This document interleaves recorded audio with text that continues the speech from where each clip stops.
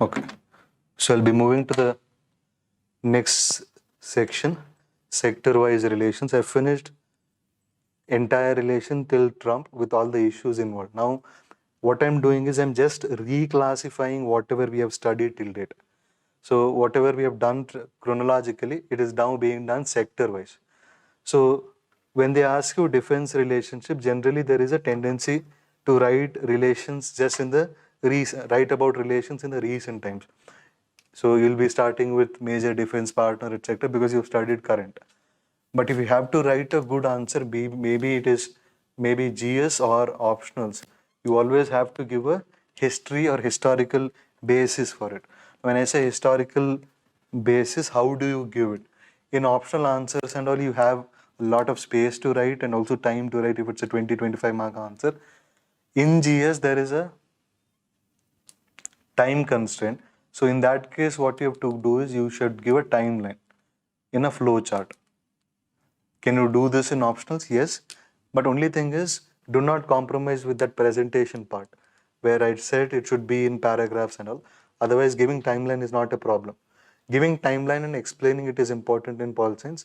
In GS, you need not explain. You can explain only from 2015 onwards, but give it in timeline. So with respect to sector-wise relations, defense relationship, what are the parts you're going to write? First is defense relationship, you have to explain why. Yes, why do we have a defense relationship in the first place? Talk about India and US reasons which I had spoken about in 1990s. We have common threats. Yes, we have, and India is also a market. Both reasons are applicable. So when I say threat, it is China. It is also terrorism. And Chinese threat recent times in Indo-Pacific. So this is the basis for defense relationship. When you talk about defense history or history of agreements, the first one is, what is the year? 1990, Kicklighter's proposals. Okay. After that, what is the outcome of Kicklighter's proposals? There is a defense policy group which is established. Second is, you have 1998 Strobe-Talbot talks.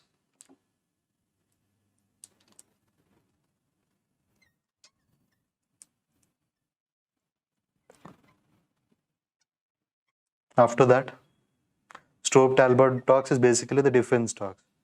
After that, what is the next step? 2001. Then you have 2004, 2005. These are the agreements. So 2001 is strategic partnership, upgradation of the strategic partnership in 2004. 2005, you have NSSP. Thereafter, you have 2015, Defense Technology and Trade Initiative. And finally, you have the most recent one, 2018, STA 1. Okay. You also have certain institutional formats today to cooperate. That is 2+2 dialogue. Now, 2+2 dialogue is the institution through which you are building relationship. Yes or no? Whatever meetings are happening in defense relationship, it is because of this today. So, part 3, what are you talking about? You're talking about certain agreements, logistical agreements which are in news. What are the logistical agreements which are in use? There are 4, actually 6 now. BECA, COMCASA, JESOMIA,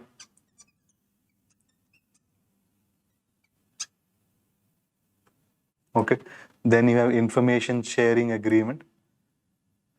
Then the recent one is HOSTAG and LEMOA. Okay. What has been signed out of this? 1, 2, 3, and 4. These 2 are to be signed yet. Okay.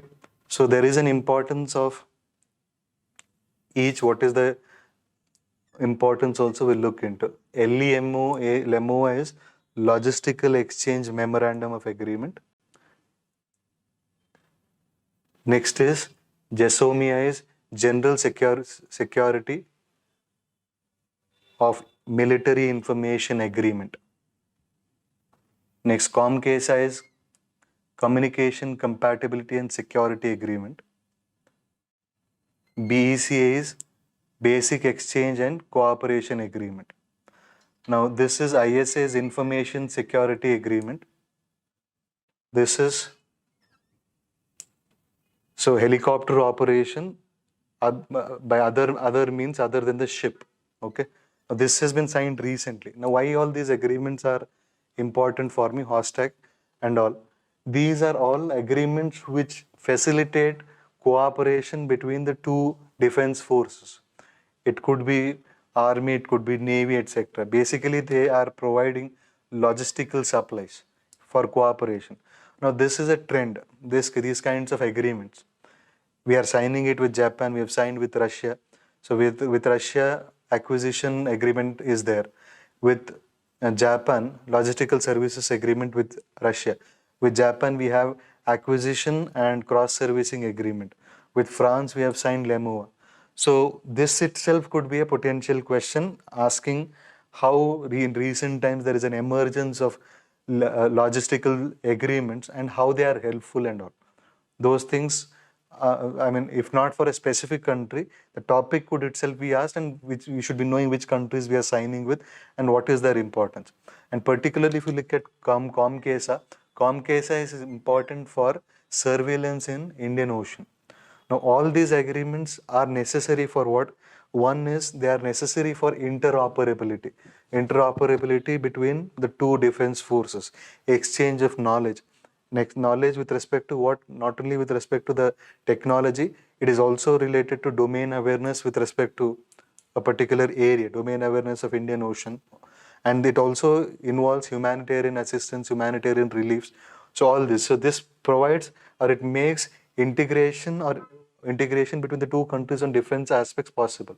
So first is I've given you the reasons, what are the developments, and if you're not writing all agreements also, at least put it in timeline and explain these two. 2015 and 2018. Major defense partner, what does it mean? Is that clear? So even if you're writing all this, if you're not giving in timeline, at least, I mean, put a paragraph, when you're writing in paragraph, if you put a timeline and then write in paragraph, it will be good.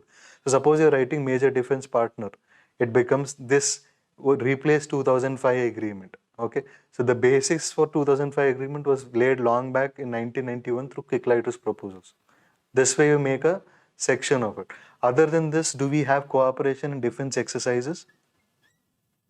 Do we have defense exercises? Yes. The biggest exercise is Malabar exercises. Not the biggest, not the oldest one. 1992 is the first exercise which was held between India and US. Japan joins it in 2015. Australia is still vacillating. It's not a permanent partner. So even if there is a prelims question,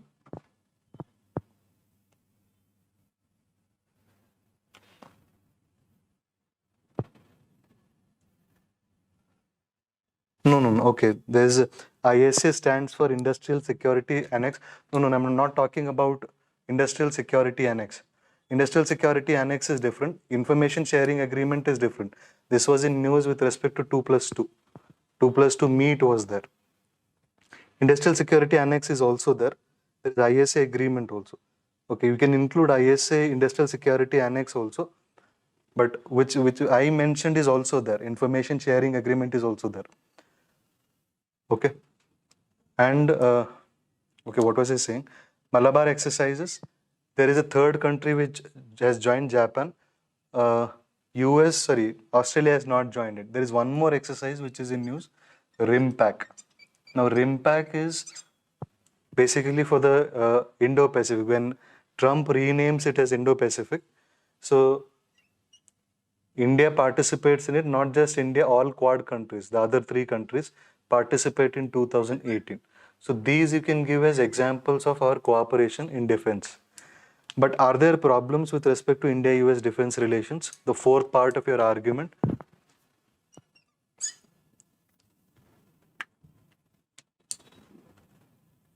What will be the argument with respect to your defense relationship. Defense relationship is, though we have so many agreements, etc., is the relationship strong?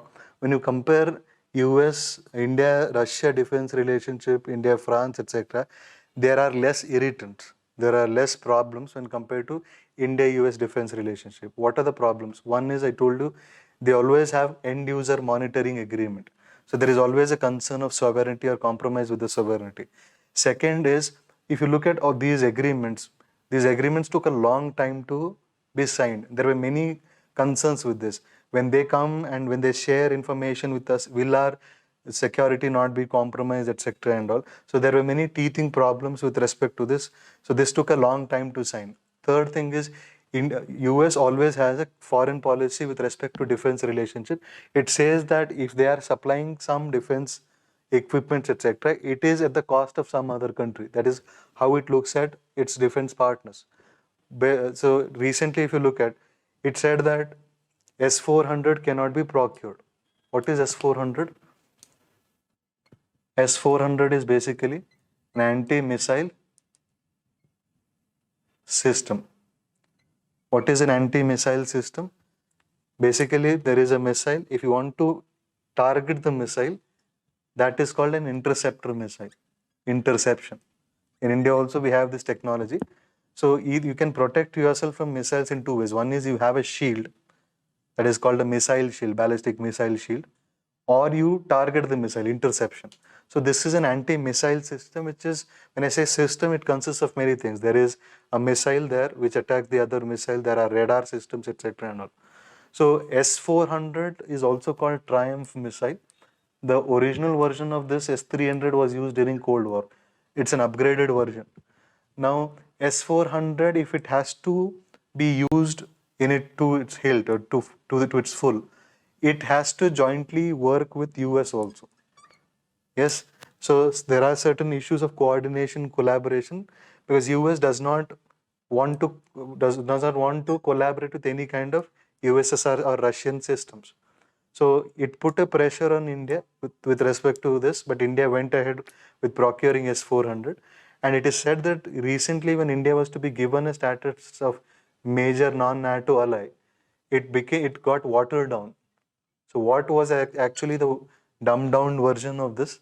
What exactly was the change that we'll look at separately? This did not, India did not get the status in true sense. The reason which is attributed is S-400 missile only, which India procured. So what I'm trying to say is, it still hyphenates its foreign policy linking with others. And still there is a problem with defense relation. When there could be defense relationship problems if we are cooperating with Iran. So it hinges its relationship with USSR, and it also hyphenates its foreign policy with Iran. So these are the two problems other than the technical issues and all. And more importantly, recently, when recent times, our economic relations are not very good, particularly tariffs issues, trade wars and all. So there has been an analysis that this could also, if taken forward, if it is not retrieved or if it is not taken back, this could have a spillover effect on defense relationship as well. And more importantly, US under Trump is quite an unreliable country today. It is because of his unreliability that many countries like Japan, South Korea are moving towards new partners, particularly India. UK also is moving towards China under OBOR because it knows that it is no longer because it says that NATO is, we cannot fund, we won't fund WTO, we don't fund IMF. So those kinds of actions are making, I mean, it is withdrawing from the role of a global hegemon. So it is becoming unreliable in today's circumstances. Is this clear? Okay. Now, this is the overall framework for your answer, defense relationship. Start off with the reasons for it, the historical agreements, defense logistical agreements which we have signed. Other than that, there are defense exercises, then there are problems also. Is that clear? Okay. Next is sector-wise relation. We'll do major non-NATO ally issue and then take a 10-minute break. So this is related to your defense relationship only. When you talk about defense partnership with US, there are certain status it gives with respect to a particular country, Tier 1, Tier 2, etc., STA1. So MNNA is one kind of a status, major non-NATO ally. Now, when you classify US partners, there are different kinds. Like there are NATO partners. Yes, some are non-NATO members, but they are treated equal to NATO. Okay, now if you consider Israel, Japan, and Pakistan, they're all considered equal. But if you go to minute aspects and all, they are at a higher level than Pakistan. Now, all this entire idea with which we talk about, whether it is tier 1, it is tier 2, or what kind of a status it has and all, this is part of a domestic act in US. Okay, so there it is designated. But recently, when India was given the major non-NATO ally status, it was not under the original act. It was under a new act called NDAA, National Defense Authorization Agreement. Now, when you give this agreement, it was given under this agreement because this status, if you compare technically, it is different from what the original status was given to Pakistan. So many say that it is not pure MNNA status. This MNNA status was not given to us under the original act because of S-400. So this cannot be, I mean, they cannot ask you a separate question. Even if it is asked, it will be linked with Pakistan MNNA status and asked. But you have to give an explanation of this in problems in defense relationship today. As an example, you can quote as to how they hyphenate their foreign policy or their relation with India with respect to, or hyphenate it with Russia and this one, Iran. Okay. We'll take a break for 10 minutes, then we'll discuss nuclear and other relations, trade relations.